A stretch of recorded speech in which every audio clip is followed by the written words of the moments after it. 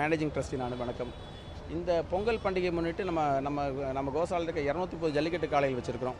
அது போக ஒரு 3300 மாடுகள் வச்சுருக்கோம். மாடு, எருது இதெல்லாம் வச்சுருக்கோம். இப்போ இந்த 230 ஜல்லிக்கட்டு காளைகளும் ஜல்லிக்கட்டுக்கு தயார் நிலையில் வச்சுருக்கிறோம். இது வந்து வருஷம் 300 எல்லா நாட்களும் இவங்களுக்கு வந்து முறையான ட்ரைனிங் கொடுத்து, இவங்களுக்கு தனியான ஊட்டச்சத்தான உணவு கொடுத்து, இவங்களுக்கு தனியாக தீவனம் கொடுத்து, இவங்களுக்கு தனியாக ட்ரைனிங் கொடுத்து இந்த காலையில் வச்சுருக்கோம். இந்த 230 காலையிலும் தனியாக ட்ரைனர்ஸ் இருக்காங்க. இந்த தம்பிகள்லாம் அதோட ட்ரைனர்ஸு. அது மாதிரி ஒரு 12 ட்ரைனர்ஸ் நம்ம கோசாலையில் இருக்காங்க. இந்த நம்ம தென் மாவட்டங்களில் இந்த வருஷம் வந்து ஒரு 12 ஜல்லிக்கட்டுக்கு வந்து அழைப்பு வந்திருக்கு. நமக்கு அலங்கநல்லூர், பாலமேடு, அவனியாபுரம், சக்குடி, அதுபோக ராமநாதபுரத்தில் 2-3 ஜல்லிக்கட்டுக்கு அழைப்பு வந்திருக்கு. சிவகங்கை மாவட்டத்திலேருந்து அழைப்பு வந்திருக்கு. ஸோ அழைப்பு வர எல்லா ஜல்லிக்கட்டுக்கும் நம்ம இந்த வருஷம் வந்து நம்ம காளைகளை அனுப்புகிறோம். அதே மாதிரி நம்ம வெள்ளிங்கிரி கோசாலை ஜல்லிக்கட்டு காளைனாலே நம்ம அந்த தென் மாவட்டம் அந்தந்த ஜல்லிக்கட்டு நடக்கிற ஊரில் வந்து ஒரு தனி மரியாதை இருக்குது.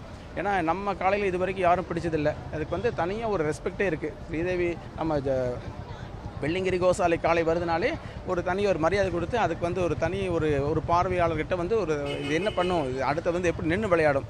பொதுவாக ஜல்லிக்கட்டில் பார்ப்பீங்க நிறைய ஓடும், நம்ம காளையை ஓடாது. எல்லாமே நின்று அந்த இடத்த திரும்பி நின்று ரவுண்டு வந்து விளையாடும். அந்த மாதிரி இருக்குது. இந்த வருஷம் வந்து நம்ம ஜல்லிக்கட்டுக்கு வந்து காளையில் அனுப்புகிறோம்.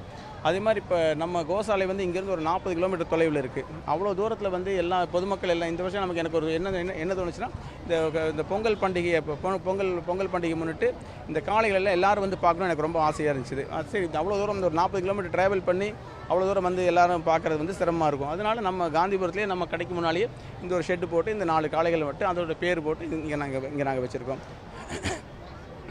இந்த காலையில் வந்து பார்க்குற பொதுமக்களும் ரொம்ப சந்தோஷப்படுறாங்க. எல்லாம் வந்து ஏன்னா அதிகமாக நம்மலாம் கிராமத்தில் இருந்தனால இந்த காலையெல்லாம் நம்ம டெய்லி பார்க்குறோம். இவங்க டவுனில் இருக்கவங்க இந்த காலையில் இந்த ஜல்லிக்கட்டு காலையில் பார்த்துருக்க மாட்டாங்க.